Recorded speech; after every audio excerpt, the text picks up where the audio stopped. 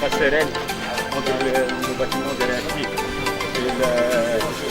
et les blocs de traitement pour qu'ils puissent mettre tous les conduites en aérien comme on l'a fait pour la mer.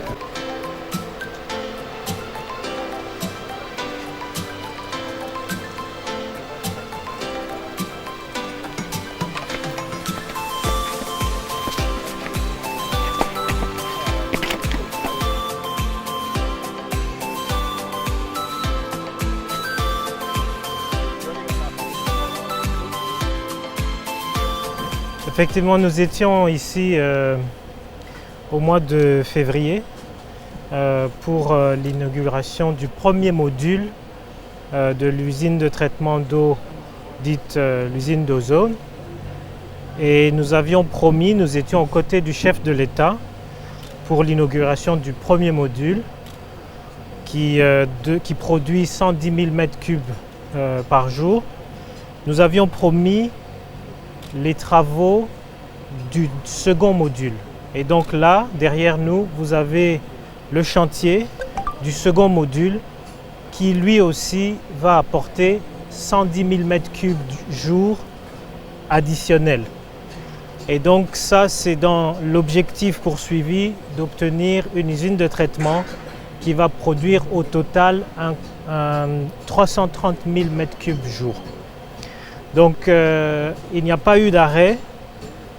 Dès la fin du premier module, les travaux du second module ont débuté. Vous pouvez le voir derrière nous, ils sont déjà très avancés. En 5 mois, ils ont pu déjà réaliser un bon nombre de travaux de génie civil. Le gros avantage pour le second module, c'est qu'il y a des travaux communs qui avaient déjà été élaborés dans la première phase. Et donc la seconde phase vient juste compléter avec des équipements additionnels et bien sûr les travaux de génie civil que vous voyez derrière nous. Tout ceci est fait pour poursuivre la vision du chef de l'État qui veut à ce que nous améliorons sensiblement la desserte en eau de la population de Kinshasa. Et donc là, avec ce deuxième module, nous allons pouvoir améliorer cette desserte en eau et nous allons pouvoir alléger la charge de l'usine de Njili qui va pouvoir s'occuper de la partie est et l'usine d'Ozone, donc le second et le premier module, vont continuer à améliorer la desserte pour les populations de la partie ouest de Kinshasa. Pour ce qui est la finalisation de ce second module, on parle du deuxième trimestre de l'année prochaine. Donc au deuxième trimestre de 2024, nous aurons probablement terminé avec ce second module et donc 110 000 m3 additionnels au premier module de l'usine d'Ozone. La motivation, c'est comme je l'ai dit, c'est vraiment d'assouvir les besoins en eau potable pour notre population. Comme vous le savez, nous avons eu une croissance démographique énorme dans la ville de Kinshasa. On parle aujourd'hui d'environ 17 millions d'habitants.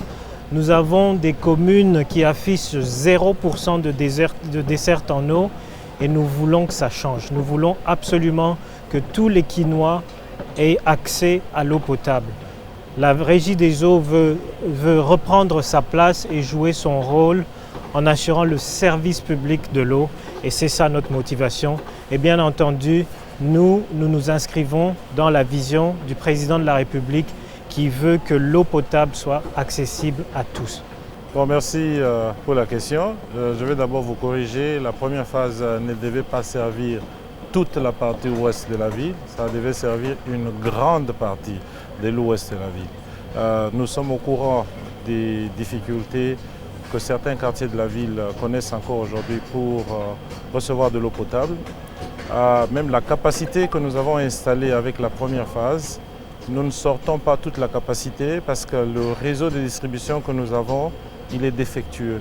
Nous aurions aimé donner les 110 000 m3 que nous produisons par jour, mais aujourd'hui on fait entre 65 et 70%, 75% parce que le réseau il est défectueux. Mais heureusement, comme Son Excellence Monsieur le Ministre l'a dit, il y a des travaux en cours pour n'est-ce pas, améliorer le réseau de distribution, particulièrement le réseau primaire qui part de l'usine pour distribuer dans le réseau secondaire et dans le réseau tertiaire. À l'issue de ces travaux, je crois qu'une grande partie de la partie ouest de la ville sera desservie en eau potable. Il y a eu un constructeur qui avait commencé les travaux et qui avait arrêté. Finalement, on a dû donner le contrat à un autre constructeur. Nos amis de la CEPO peuvent donner plus de détails. Les travaux vont commencer bientôt. La conduite sera construite et finalement, ceux qui devaient recevoir de l'eau en recevront. Et comme Son Excellence l'a dit encore, le deuxième module va contribuer, n'est-ce pas, à donner plus d'eau à beaucoup de quartiers, beaucoup de coins de la ville. Et quand le troisième module viendra aussi, la grande partie de la ville aura de l'eau potable. La distribution s'est faite progressivement, si je peux utiliser vos mots, parce qu'essentiellement il y a des travaux pour l'aménagement des conduites, pour la réhabilitation des conduites et ces travaux sont en cours.